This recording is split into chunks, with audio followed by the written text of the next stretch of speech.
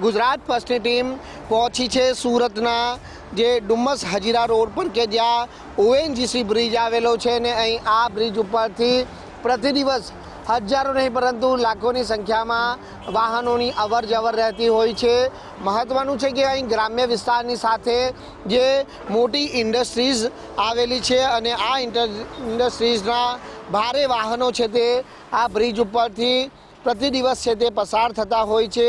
Reality check કરી રહ્યા છે ત્યારે તસવીરો આપ જાતે જોઈ શકો છો કે ઓએનજીસીની જે બ્રિજ ઉપર પેરાબીટ આવે છે એ પેરાબીટ આ પ્રમાણે જર્જરિત હાલતમાં જોવા મળી રહી છે। અહીં મોટી સંખ્યામાં લોકો છે તે આ બ્રિજ ઉપર સહેલગાહ માટે આવતા હોય છે।